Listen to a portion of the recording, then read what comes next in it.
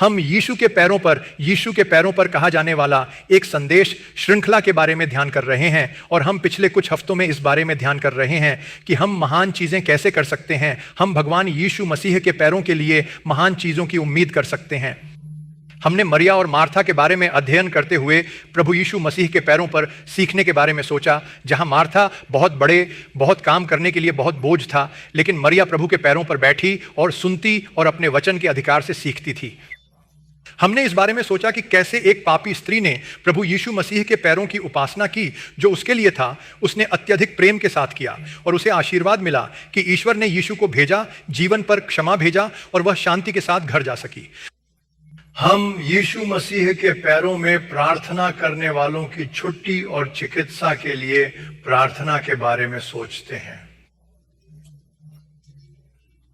और पिछले हफ्ते हमने भगवान यीशु मसीह के पैरों पर धन्यवाद देने के बारे में सोचा। जहां 10 कुष्ठ रोगियों को साफ किया गया, केवल एक ही वापस आया और वह भगवान यीशु मसीह के पैरों पर गिर गया और उसे धन्यवाद दिया। जैसा कि हम आज इस विशेष उपदेश श्रृंखला को समाप्त करते हैं, हम ध्यान करने जा रहे हैं यीशु मसीह के पैरों पर जीत नामक एक शीर्षक के बारे में ध्यान करें।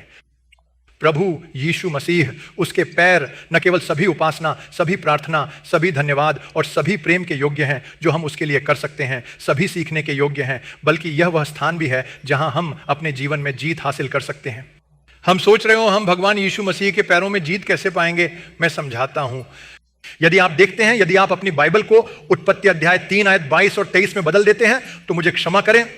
यदि आप उत्पत्ति अध्याय 3 आयत 15 पर वापस जाते हैं तो हम सबसे पहले भविष्यवाणी देखते हैं। यदि आप चाहें, प्रभु यीशु मसीह के बारे में जो उत्पत्ति की पुस्तक में पूरे शास्त्र में कार्य किया गया है, जैसा कि हम उत्पत्ति 3:17 में पढ़ते हैं। बाइबल कहती है, मैं तुम्हारे और उस स्त्री के बीच और तेरे वंश और उसके वंश के बीच दुश्मनी डालूंगा। वह तुम्हारे सिर को चोट देगा और तुम उसकी एड़ी को चोट देंगे। यदि आप पढ़ते हैं कि अंग्रेजी शास्त्रों में यह कहता है कि वह बड़े अक्षर हैं और उसके पैर H बड़े अक्षर हैं। हम देखते हैं कि सांप और स्त्री के वंश के बीच शत्रुता है। बाइबल यही कहती है और बाइबल यहाँ वादा करती है कि महिला का वंश भगवान यीशु मसीह है, क्योंकि भगवान हम सभी जानते हैं। इस कहानी के बारे में सब कुछ मानव जाति के रूप में बनाया गया था। आदम और ईव को एदन के बगीचे में रखा गया था और भगवान ने कहा कि आप एडन के इस बगीचे में जो कुछ भी चाहते हो वह हो सकता है, लेकिन फिर बगीचे के बीच में अच्छे और बुरे ज्ञान के इस विशेष पेड़ को मत छुओ। और जब मानव जाति प्रभु के वचन की आज्ञाकारी होने से दूर हो गई और शैतान द्वारा धोखा दिया गया तो उन्हें प्रभु के सामने से निष्कासित कर दिया गया। वे परमेश्वर की उपस्थिति खो गए और उन्हें एदन के बगीचे से दूर भेज दिया गया। उस समय परमेश्वर ने मानव जाति के लिए जीत का दिन बनाने का वादा किया। हल्लेलूया प्रभु को। हम सब इस बिंदु पर उस गिरे हुए आत्म में हैं। हम सब पापी बन गए हैं क्योंकि एक मनुष्य के कार्य से प्रवेश करने वाले पापों के कारण हैं। बाइबल कहती है कि जिस तरह एक मनुष्य के पाप के कारण पाप पूरी दुनिया में कैसे प्रवेश किया, उसी तरह एक मनुष्य यीशु मसीह की आज्ञाकारी के कारण धार्मिकता भी होगी। और यहोवा यीशु मसीह का उद्देश्य इस संसार में आया उस दुश्मन के काम को समाप्त करना था जिसने मानव जाति को धोखा दिया, जो चोरी करने, मारने और नष्ट करने के लिए आता था। यदि आप देखते हैं, एदेन के देवता में 3 विशेष चीजें थीं जो उस समय होनी चाहिए। ईश्वर हमारे जीवन में ऐसा करना चाहता था। सबसे पहले उत्पत्ति अध्याय 3 आयत 22 और 23 में प्रभु ने कहा था कि मैं नहीं चाहता कि मानव इस गिरने वाली स्थिति में हमेशा के लिए जीवित रहे। यही यहोवा ने कहा, क्योंकि परमेश्वर ने मनुष्य को अपनी छवि के अनुसार बनाया। मेरा मानना है कि मूल मनुष्य जिसने आदम और ईव को बनाया है, वे हमेशा के लिए जीवित रहते, ईश्वर की उपस्थिति में अनंत जीवन होते, यदि वे उसी छवि में होते हैं जिसमें ईश्वर ने उन्हें बनाया है, क्योंकि उसकी अपनी छवि, वह एक देवता है जो अनंत है। वह अनंत देवता है और ईश्वर ने मनुष्य को अनंत रहने के लिए बनाया है। जब परमेश्वर ने स्वर्गदूतों को बनाया तो उन्होंने उन्हें शाश्वत जीव बनाया। स्वर्गदूत नहीं मरते। आप इसे नहीं देख रहे हैं। तो ईश्वर ने मनुष्य को कैसे बनाया जो मर जाएगा? परमेश्वर ने इसका इरादा नहीं किया, लेकिन मानव जाति ने पाप के कारण मृत्यु को आमंत्रित किया और इसी से प्रभु की उपस्थिति का निर्वासन हुआ। मृत्यु तुरंत आत्मा में हुई जब उन्होंने पवित्र आत्मा से संबंध खो दिया और अंततः शारीरिक मृत्यु आई। भगवान ने कहा, यह आदमी के पतले स्वभाव के कारण है। स्वर्गदूत परमेश्वर के दिल को समझ नहीं पाते और पवित्र आत्मा से नहीं जुड़े होते, लेकिन मानव ईश्वर के दिल से जुड़े होने के लिए बनाया गया था। भगवान ने हमारे जीवन में आत्मा रखी। ईश्वर ने इतने सारे जानवर बनाए हैं और इनमें भावनाएं हैं। उनके पास इच्छा और नश्वर शक्ति है, वे काम कर सकते हैं। वे जीवित हैं, लेकिन उनके अंदर कोई आत्मा नहीं है जो पश्चाताप कर सके। उनके अंदर एक आत्मा है जिसके माध्यम से पवित्र आत्मा उनसे बात कर सकती है। और यही मानव जाति के बारे में अलग है। जब परमेश्वर ने सृजन किया तो उसने अपनी आत्मा को हम पर रखा ताकि हम उससे आत्मा में बात कर सकें। हम पवित्र आत्मा से जुड़ सकते हैं और प्रभु से प्राप्त कर सकते हैं। पाप के दिन यह हटा दिया गया और मनुष्य ने ईश्वर से संबंध खो दिया। भगवान ने कहा कि मैं नहीं चाहता कि वह गिरने वाली स्थिति में हमेशा के लिए जीवित रहे। बस कल्पना करो कि हम इस दयनीय स्थिति में हैं, प्रभु की उपस्थिति में कभी भी संपर्क नहीं कर पाते हैं, लेकिन हम हमेशा के लिए जीवित हैं। इसलिए यहोवा ने कहा कि मुझे उसे इस बगीचे से दूर भेजना चाहिए और मुझे यह सुनिश्चित करना चाहिए कि वह अनंत जीवन के पेड़ का न खाएं। मैं चाहता हूं कि वह न खाए और अपने गिरे हुए पापों में हमेशा के लिए जीवित न रहे। ईश्वर ने एक दिन की योजना बनाई थी कि हम उसके साथ इस अनंत जीवन में आएं ताकि हम उसके लिए हमेशा के लिए जीवित हो सकें। जब हम प्रकाशितवादियों की पुस्तक पढ़ते हैं तो जॉन को स्वर्ग में हो रही सभी चीजों का खुलासा किया गया और वह विशेष रूप से नोट करता है कि शहर के बीच में, उस नए शहर में जिसने भगवान ने नया यरूशलेम बनाया था और नदियों के किनारे जो भगवान के किसानों से आ रही थीं, जीवन के पेड़ थे जो पूरे शहर में देखे गए थे। परमेश्वर ने मानव जाति को अनंत जीवन में उसके साथ रहने के लिए पुनर्स्थापित किया और उस अनंत काल में भाग लेने में सक्षम हो जो परमेश्वर ने हमारे लिए रखा है। यही पहली बात है जिसे उस दिन भगवान ने वादा किया था जब मानव जाति को निर्वासित किया गया था कि मैं उसे बदलूंगा, मैं उसे अपने पास वापस लाऊंगा और फिर उसे एक शाश्वत अस्तित्व बनने के लिए फिर से वापस लाऊंगा। दूसरी बात, परमेश्वर ने कहा कि मनुष्य के जीवन पर अब पाप है, उस पाप को दूर करना होगा। पाप को खून बहाने से हटाना होगा और यही तरीका है कि पाप को हटाया जा सकता है। इब्रानियों अध्याय 9 आयत 22 कहता है कि खून बहाने के बिना पापों की कोई छूट नहीं हो सकती। मनुष्य द्वारा किए गए पाप को दूर करना चाहिए, इसके लिए भुगतान करना चाहिए, इसके लिए कीमत चुकानी होगी। और परमेश्वर ने कहा कि मैं अपने बेटे को उस सजा को लेकर क्रूस पर मरने के लिए भेजूंगा ताकि यह कीमत चुकाई जा सके। और एक के रूप में उस दिन क्या होने वाला है, एक संकेत के रूप में ईश्वर ने एक जानवर का वध किया था। हमें नहीं पता कि यह किस तरह का जानवर था। भगवान ने एक जानवर का वध किया, उस समय खून बहाया गया, उसके राजा को ले लिया गया और उस त्वचा के देवता से उस दिन मनुष्य की शर्म और नग्नता को ढंकने के लिए वस्त्र बनाए। यह दूसरी बात थी जो भगवान ने कहा था कि यह होने वाला है। तीसरी बात, ईश्वर ने कहा कि शैतान के कामों का अंत होना चाहिए। उसे वापस आकर मानव जाति को फिर से धोखा नहीं देना चाहिए। मुझे उसे नष्ट करना पड़ा, मुझे उसके पाप को नष्ट करना पड़ा और यह वादा यही है जो प्रभु यीशु मसीह के पैरों पर है। परमेश्वर ने कहा कि मैं तुम्हारे और स्त्री के वंश के बीच दुश्मनी डालूंगा और तुम उसकी एड़ी को चोट देंगे और वह तुम्हारे सिर को चोट देगा। वह कमांडर था, वह वादा जो परमेश्वर ने दिया था, वह वादा मसीहा जो आएगा ताकि वह चोट डालेगा, वह नष्ट करेगा और शैतान का सिर तोड़ेगा ताकि आप और मैं विजयी हो सकें। आज सुबह प्रभु हमसे कहता है कि जब हम प्रभु यीशु मसीह के भोजन पर आते हैं, जैसा कि हम उसके पैरों पर उसकी पूजा करते हैं, जैसा कि हम उसके पैरों से सीखते हैं, जैसा कि हम उससे प्यार करते हैं और उसके पैरों पर उसका धन्यवाद करते हैं, जैसा कि हम उसके पैरों पर प्रार्थना करते हैं, हमारे पास यह महान वादा है कि हमारे पास जीत का इंतजार है उसके पैरों में। हल्लेलूया। जब हम उसके साथ चलते हैं, जब हम उसके पैरों पर होते हैं, उसके पैर हमें दुश्मन की सारी शक्ति से बचाते हैं। मैं प्रार्थना करने से पहले भगवान यीशु मसीह के पैरों में यह जीत हमारे लिए कैसे हासिल की जा रही है, इस बारे में सोचने के लिए 4 चीजों पर बहुत जल्दी से छूना चाहता हूं। सबसे पहले हम यह वादा देखते हैं कि दुश्मनों के शब्द उत्पत्ति 3:15 में प्रभु यीशु मसीह की एड़ी की गर्मी से नष्ट हो जाएंगे। जब पहला यूहन्ना 3:8 कहता है, जब वह विशेष आयत दी जा रही है, यहां आप पहला यूहन्ना 3:8 देखते हैं। उसका दूसरा भाग इस उद्देश्य के लिए परमेश्वर का पुत्र प्रकट किया गया था कि वह शैतान के कामों को नष्ट कर सकता है। आप सोच सकते हैं कि इसका वास्तव में क्या मतलब है। यीशु मसीह एक अनूठे तरीके से पैदा हुआ था। वह पुरुष और महिला के मिलन के कारण नहीं पैदा हुआ। उसे जोसेफ का वंश नहीं कहा जा सकता। उसे कुंवारी जन्म मिला था और अक्सर मुझे नहीं पता कि आप में से कितने लोग यह सोचने के लिए रुके हैं कि यीशु कुंवारी से क्यों पैदा होना चाहिए। उसे क्यों नहीं दिया? आप जानते हैं, भगवान ने कई अन्य भविष्यद्वक्ताओं का उपयोग किया है। भगवान के कई पुरुषों जो स्वाभाविक रूप से पैदा हुए थे, भगवान ने जॉन बपतिस्मा का उपयोग किया। वह एक पुरुष और एक स्त्री से पैदा हुआ था, परंतु प्रभु के हाथ में एक शक्तिशाली हथियार के रूप में उसका इस्तेमाल किया गया था ताकि वह कमर खोल सके और प्रभु यीशु मसीह के मार्ग की घोषणा कर सके। एलियाह, वे सब प्राकृतिक माता पिता के जन्म दिए थे। मूसा के बारे में कैसा, वह प्राकृतिक माता पिता के जन्म में हुआ था और फिर भी उनका उपयोग किया जाता था। तो ईश्वर यीशु मसीह के लिए एक ही चीज कैसे नहीं चुनता? प्रभु यीशु मसीह के कुंवारी जन्म का एकमात्र कारण यह है कि वह एक स्त्री का वंश होना चाहिए, केवल एक स्त्री का वंश होना चाहिए। यही कारण है कि भगवान ने मरी को एक पूर्ण और शुद्ध साफ चुना। पवित्र बर्तन को साफ करें। उसने कहा कि एक पुत्र होगा जो तेरे गर्भ से पैदा होगा। और वह सोच रही थी, उसने कहा कि मुझे यह कैसे पता चल सकता है, क्योंकि मैं नहीं करता, मैं किसी आदमी से शादी नहीं करती हूं। तब स्वर्गदूत ने कहा कि पवित्र आत्मा तुम्हारे ऊपर आएगी और इसीलिए जो आपके कमरे से निकलता है उसे भगवान का पुत्र कहा जाएगा। भगवान का पुत्र।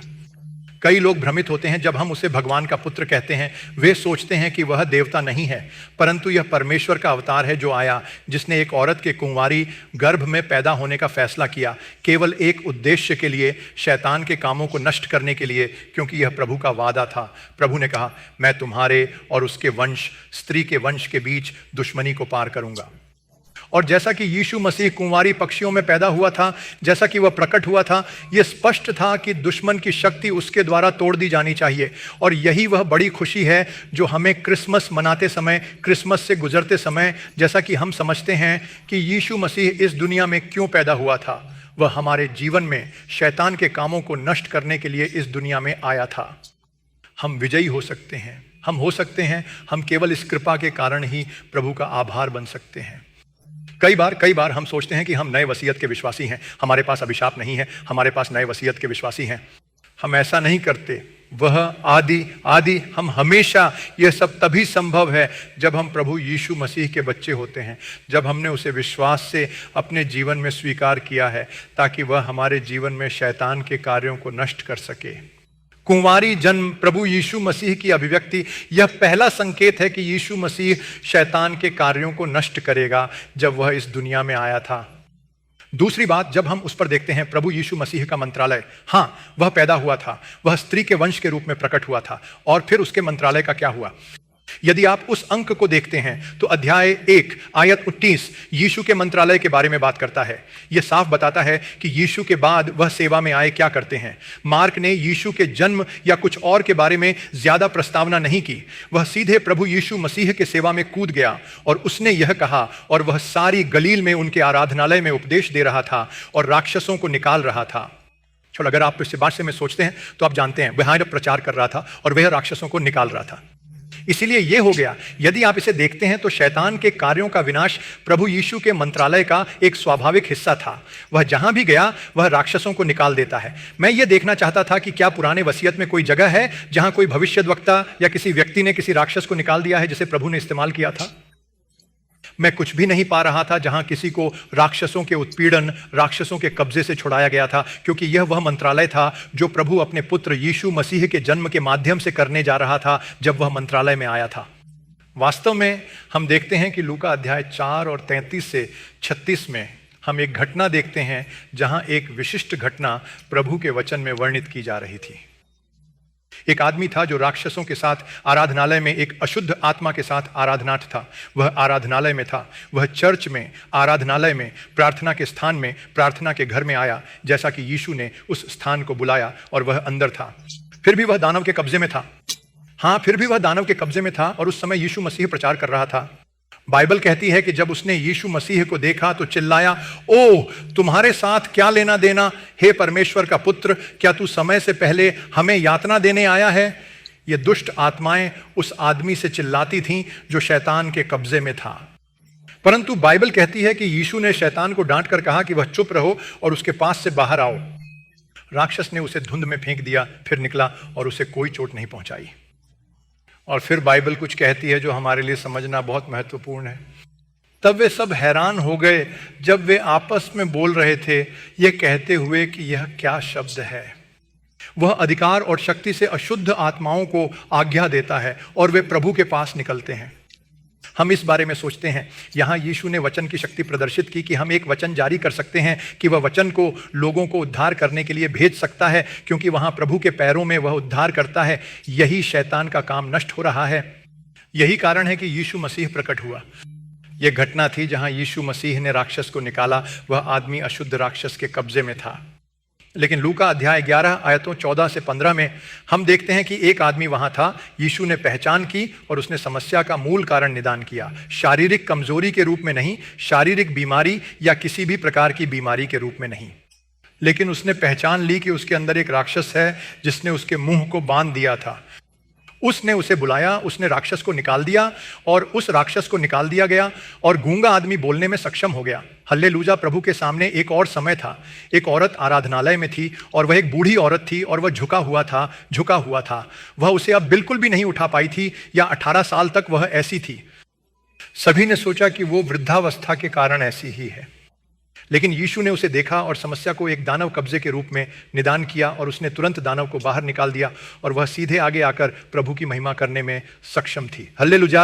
आप और मैं, हमें यह जानना होगा कि बाइबल इतने सारे स्थानों का वर्णन क्यों करती है जहां प्रभु यीशु के मंत्रालय में राक्षसों को निकाला गया था। ऐसा इसलिए है क्योंकि यीशु मसीह को प्रकट किया गया था ताकि राक्षसों को बाहर निकाल दिया जा सके, ताकि यह उन लोगों के लिए मुक्ति हो सके जो राक्षसों की शक्ति द्वारा उत्पीड़ित हैं। यही कारण है कि यीशु इस दुनिया में आया है। हम फेनिसिया राज्य की इस महिला की कहानी जानते हैं और वह आकर प्रभु से पूछने लगी कि तुम्हें मेरी बेटी को बचाना है जो एक दानव है। और यीशु ने कहा कि सबसे पहले बच्चों को संतुष्ट करो। लेकिन फिर वह आई, कहती है कि मेरे लिए यह पर्याप्त है कि तुम्हारी मेज से गिरने वाले छोटे टुकड़े हों। उनकी प्रसिद्धि और सेवा सभी क्षेत्रों में फैली थी क्योंकि वह सभी शैतानी उत्पीड़न से मुक्त कर सकते थे। जब यीशु ने कहा कि वह घर जा सकता है और उस समय से तेरी बेटी ठीक हो गई है, तब बेटी ठीक हो गई है। मैं कई स्थान देखता हूं मरी मैगदलेन अपने यीशु से 7 राक्षसों को निकाल दें। तुम देखो, प्रभु यीशु मसीह का सेवा है ताकि शैतान के काम को समाप्त किया जाए। आप और मैं सौभाग्यशाली हैं कि हम प्रभु यीशु मसीह के पैरों में हैं और उसकी सुरक्षा प्राप्त कर रहे हैं ताकि हम दुश्मन से प्रभावित ना हों। हम शैतान द्वारा उत्पीड़ित नहीं होते हैं क्योंकि हम प्रभु यीशु मसीह के पैरों पर हैं। यही प्रभु का काम है जिसने हमारे जीवन में दुश्मन की शक्ति को नष्ट कर दिया। उस सब की छोटी यदि आप उस पर देखते हैं तो एक आदमी था जो गलील के समुद्र के दूसरी तरफ था, जो सभाओं की भूमि में था। और यीशु नाव पर आया और जब उसने उस व्यक्ति को देखा जो वहाँ था, और बाइबल उसकी स्थिति का वर्णन करता है, तो वह कभी घर पर नहीं रह रहा था। उसे कब्र के बीच समय बिताने के लिए घरों से बाहर निकाला जाएगा।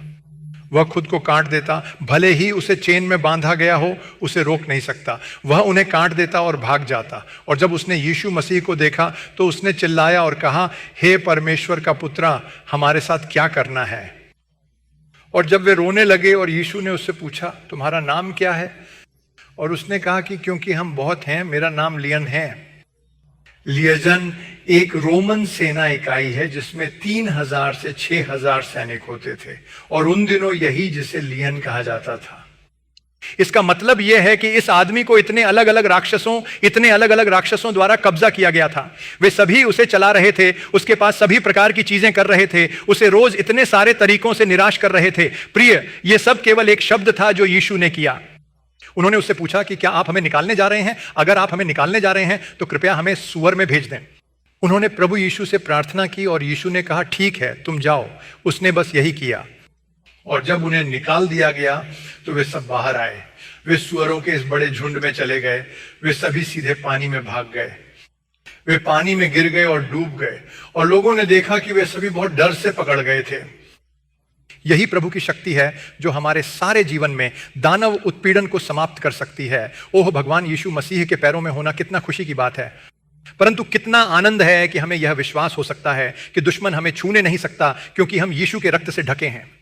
लेकिन यह खुशी है कि हम उसके साथ चल पाएंगे और जानते हैं कि उसके पैरों में मुक्ति है, वहां आजादी और सुरक्षा है। दुश्मन की शक्ति से बचाए जाते हैं क्योंकि वह हमेशा हमला करने की कोशिश करता है। किसी के साथ भी शैतान का उत्पीड़न हो सकता है। मैंने कई जगह देखी हैं जो दानव संसाधित हैं। आप सोच सकते हैं कि मैं चर्च में हूं, मेरे साथ कुछ नहीं हो सकता, लेकिन यदि आप प्रभु के चरणों में हैं, यीशु के रक्त से संरक्षित हैं, तभी आप सुरक्षित हैं। हर दिन सुबह कहना पड़ता है कि हे प्रभु, मैं शत्रु की शक्ति को बाधित करने की आज्ञा देता हूं। जब हम इस तरह प्रार्थना करते हैं तो भगवान हमारी रक्षा करेंगे क्योंकि भगवान के चरणों में हमारे लिए आध्यात्मिक जीत है। इसलिए हम समझते हैं कि प्रभु यीशु मसीह की अभिव्यक्ति स्त्री की सीट पर थी, क्योंकि परमेश्वर लोगों को उद्धार भेजना चाहता था। प्रभु यीशु का सेवा उन लोगों में से था जिन्हें राक्षसों से संसाधित किया जाता है, क्योंकि उसने अपनी शक्ति प्रदर्शित की, क्योंकि वह जहां भी गया वह राक्षसों को निकाल दिया। तीसरा, हम देखते हैं कि जब वह क्रॉस पर चला गया, क्रॉस पर कुछ हुआ था। क्रूस पर उसने शैतान की हर शक्ति को जीत दी, और केवल इसी वजह से क्रूस पर परमेश्वर की कृपा के कारण कि आप और मैं संरक्षित हैं। हम कुलुसियों 2:15 में देखते हैं कि उसने राज्यपालों और शक्तियों को निरस्त्रित किया, उनका सार्वजनिक दृश्य बनाया और उनमें विजय प्राप्त की। जब यीशु क्रूस पर नाखून लगाया गया, यह आध्यात्मिक युद्ध था। दुश्मन को पता नहीं था कि उसके पैर छेद गए थे और क्या हो रहा था। उसने सोचा कि उसने ईश्वर के पुत्र को समाप्त कर दिया है, वह यही सोच रहा था। परंतु क्रूस पर बहे हुए लहू के कारण, यीशु मसीह के लहू के कारण जो उसके पैरों से आया है, तुम और मैं बचाए जाते हैं, और दुश्मन की शक्ति पूरी तरह से अपर्याप्त हो गई है, क्योंकि उसे कुछ भी दूर कर सकता था और वह मृत्यु पर अधिकार कर सकता था। और यही वही वादा है जो आपके और मेरे पास है। मैं कहूँगा कि यीशु मसीह उन लोगों का पहला फल है जो पुनर्जीवित होते हैं। वह दिन आने वाला है जब आप और मैं उसी तरह पुनरुत्थान लेंगे, जब हम प्रभु यीशु मसीह की शक्ति से जीत हासिल करेंगे। जब यीशु था तो वह क्या करता था? वह उसे क्रूस पर चढ़ा गया था और उसने पिता देवता के साथ रहने के लिए अपनी आत्मा छोड़ दी। बाइबल कहती है कि उस आत्मा में वह वस्तुओं के पास गया, वह सबसे गहरे नरक में गया और उसने उन आत्माओं को सुसमाचार प्रचार किया जो दास्ता में थे, जिन्हें गड्ढे में रखा गया था। यह कैसे संभव है? हम देखते हैं कि बाइबल बहुत स्पष्ट रूप से कहती है कि परमेश्वर ने प्रभु यीशु मसीह पर अनुग्रह दिया है कि वे उन लोगों को सुसमाचार का प्रचार करें जो आज्ञा दी जाने से पहले मर गए थे और अंतिम न्याय होने से पहले मर गए। जो लोग मौजक आज्ञाओं के अधीन रहते हैं, उन्हें आज्ञाओं के अनुसार न्याय किया जाएगा, चाहे वे उसके अनुसार चल रहे हों। हम में से जो अब नए वाचन में चल रहे हैं, प्रभु यीशु मसीह के सुसमाचार में हमें हमारे विश्वास के अनुसार न्याय किया जाएगा, जो प्रभु यीशु मसीह और क्रूस पर बदल गया था। लेकिन जो लोग नूह के दिनों में पहले थे, उनका क्या हुआ? वे ईश्वर के दंड के कारण मरे, वे सब मर गए। उनकी आत्मा का क्या हुआ? यीशु उस आत्मा में क्रूस पर चढ़ाया गया और उन आत्माओं को सुसमाचार का प्रचार किया जो नूह के समय में अवज्ञा थे, ताकि उन्हें पश्चाताप करने का अवसर भी दिया जा सके। शैतान पर उसकी शक्ति के कारण और शत्रु पर उसकी शक्ति के कारण वह जाकर नरक में चला और फिर लौट आया, ताकि वह प्रभु के सामने तुम्हारे और मेरे लिए सदा जीवित रहे। और यही ईश्वर का अनुग्रह है, यही जगह है जहां हमें प्रभु यीशु मसीह के पैरों में जीत मिली थी। आखिरकार यह वह वादा है जो तुम्हें और मुझे दिया गया है जब हम प्रभु यीशु मसीह के पैरों पर आते हैं, जो शैतान के सिर को कुचलते हैं। प्रभु हमें एक वादा देता है और वह वादा रोमियों के अध्याय 16 आयत 20 में दिया गया है, क्योंकि पौल रोमियों को लिख रहा था और वह कहता है कि शांति का देवता शीघ्र ही शैतान को आपके पैरों के नीचे कुचल देगा। परमेश्वर का अनुग्रह, हमारे प्रभु यीशु मसीह का अनुग्रह तुम्हारे सबके साथ हो। आप जानते हैं कि भगवान हमारे पैरों को इतना शक्तिशाली क्यों बनाना चाहते हैं कि दुश्मन को चौंका दिया जा सके और विजयी हो सके। बाइबल कहती है कि तुम सांपों के शेरों पर चलो और तुम्हें बिल्कुल चोट नहीं पहुंचाएगी। यही वह शक्ति है जो ईश्वर आपको और मुझे देने का वादा करता है। यह सिर्फ इतना ही नहीं कि वह खुद ही विजयी है। हम देखते हैं कि कैसे यीशु ने 3 बार उस दिनों में जब वह सेवा कर रहा था, उसने उन सभी लोगों को जो उसके साथ थे को लूका अध्याय 10 आयत 19 से 20 में दिया था। वह यह वादा हम सबको दिया था जो प्रभु के नाम पर विश्वास करते हैं। वह कहता है, मैं तुम्हें सांपों और बिच्छुओं को रौंदने और दुश्मन की सारी शक्ति पर विजय पाने का अधिकार देता हूं और तुम्हें कोई नुकसान नहीं पहुंचेगा। किसी भी तरह से आपको कोई चोट नहीं पहुंचाएगी। यही वचन है जो परमेश्वर ने हमें दिया है, क्योंकि वह हमें शक्ति देता है और उसने प्रेरितों से कहा कि उसके साथ रहें। बाइबल स्पष्ट रूप से कहती है कि उसने 12 को चुना ताकि वे उसके साथ रहें, कि वे उसके साथ रहें और वह उन्हें याजक के पास भेज दें, बीमारियों को ठीक करें और राक्षसों को निकालने की शक्ति रखें। यही इरादा परमेश्वर ने 12 प्रेरितों के लिए किया था। अध्याय 3 आयत 14 और 15 में कहते हैं कि उसने 12 लोगों को चुना। और फिर जब हम मार्क अध्याय 6 के आयतों 7 और 9 को पढ़ते हैं, उसने 12 को बुलाया और उन्हें राक्षसों को निकालने का अधिकार दिया। और अध्याय 6 आयत 12 और 13 को चिह्नित करें, जिन्हें हम देखते हैं। इसलिए वे बाहर चले गए और प्रचार करते हुए कि लोगों को पश्चाताप करें, और उन्होंने कई राक्षसों को निकाल दिया और तेल से अभिषिक्त किया, और कई बीमार थे और उन्हें रोजाना चंगा किया। प्रिय, यदि यीशु मसीह ने दिया है तो हमारे लिए जीत मिली है। यदि वह नष्ट हो जाता है तो शैतान का काम तुम्हारे और मैं के लिए विशेषाधिकार दिया जाता है कि वह उस जीत में चल सकें, प्रभु यीशु मसीह का नाम बता सकें और शैतान के खिलाफ विजय पाएं। यह 12 लोगों के साथ नहीं रुका था। बाइबल कहती है कि तब 70 लोग थे जिन्हें यीशु ने चुना, और उन सभी को भी 2 से 2 उन गांवों में भेजा जिन्हें वह खुद जाना चाहता था, अंततः जाना चाहता था। और जब वे वापस आए तो वे खुशी के साथ वापस आए। उन्होंने कहा कि हे प्रभु यीशु, तेरे नाम पर राक्षसों ने भी हमारी आज्ञा मानी, यहां तक कि राक्षसों ने हमारी आज्ञा भी मानी है। इसलिए हमें ऊपर से शक्ति प्राप्त करने के लिए केवल 3 चीजें करने की आवश्यकता है ताकि हम शैतान के खिलाफ भी विजय प्राप्त कर सकें। सबसे पहले हमें विश्वास करना होगा। हमें यकीन करना चाहिए कि जो विश्वास करता है वह इन संकेतों का पालन करेगा। विश्वास करने वाले अध्याय 16 आयत 17 और 18 को चिह्नित करते हैं। बाइबल इन चीजों को सूचीबद्ध करती है जो वे कर सकते हैं, और वे मेरे नाम से राक्षसों को निकाल देंगे। हमें यह विश्वास होना चाहिए कि हम प्रभु के विश्वास में खड़े हो सकते हैं। दूसरी बात, बाइबल कहती है कि जब यीशु ने इस तरह के शैतानों के शिष्यों को सिखाया तो वे प्रार्थना और उपवास के बिना नहीं जीते हैं। प्राथमिकता में प्रार्थना और उपवास देना चाहिए, यह बहुत महत्वपूर्ण है। और तीसरी और सबसे महत्वपूर्ण बात यह है कि हमें पवित्र आत्मा की शक्ति के साथ दिया गया है, क्योंकि यीशु ने कहा था कि मैं पवित्र आत्मा से राक्षसों को निकालता हूं, तुम जानो कि परमेश्वर का राज्य तुम्हारे पास आ गया है। हमें जो सब संधियां चाहिए वो है प्रभु यीशु मसीह पर विश्वास, प्रार्थना में उपवास करना और पवित्र आत्मा की शक्ति से भरा होना। यीशु ने कहा कि मैं तुम्हें एक सुकून भेजता हूं जो हमेशा तुम्हारे साथ रहेगा। वो पवित्र आत्मा आज हमारे लिए उपलब्ध है।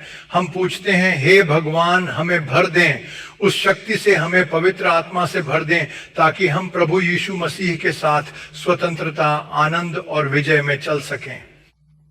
आइए हम एक साथ खड़े होते हैं और प्रार्थना करते हैं, प्रभु हम ताज़ा होना चाहते हैं पवित्र आत्मा में। हे पिता भगवान, हम शुद्ध होना चाहते हैं। हे भगवान, आज सुबह हमारी मदद करें। जैसे आप शैतान के खिलाफ जीते, हम भी जीते। हम आपका धन्यवाद करते हैं, आपकी सराहना करते हैं। मैं हाथ उठाकर प्रभु से पूछता हूं, हम आपका धन्यवाद करते हैं। सबसे पहले आपका धन्यवाद पिताजी आपके लिए है। तुम शैतान के खिलाफ जीत हासिल कर चुके हो। हे पिता भगवान, हर तरीके से आप प्रकट हुए थे ताकि शैतान का काम नष्ट हो सके। आज सुबह हम आपके पैरों पर घर आत्मसमर्पण करते हैं ताकि हमें प्रभु की समान शक्ति दी जा सके। हम परमेश्वर की कृपा की तलाश करते हैं ताकि हम विश्वास से भरे हों और जहां भी जाते हैं प्रभु का काम देख सकें। परमेश्वर के लिए आज सुबह उपवास और प्रार्थना करें ताकि हम सुरक्षा प्राप्त कर सकें और अपने जीवन में प्रभु की शक्ति प्राप्त कर सकें। इसलिए परमेश्वर उन लोगों को बचाता है जो अत्याचार किए गए हैं। हे पिता, आज सुबह तुम्हारा वचन घोषित करना होगा और हम मांगते हैं कि पवित्र आत्मा हमारे जीवन में आए ताकि हम पवित्र आत्मा की शक्ति से भरे हों। यदि यह तुम्हारी प्रार्थना है तो हाथ उठाकर परमेश्वर से कहेंगे कि हमें विश्वास, पवित्र आत्मा और प्रभु की कृपा से भर दें कि हम उपवास और प्रार्थना के साथ चलें। पिता, हम आपको धन्यवाद देते हैं भगवान।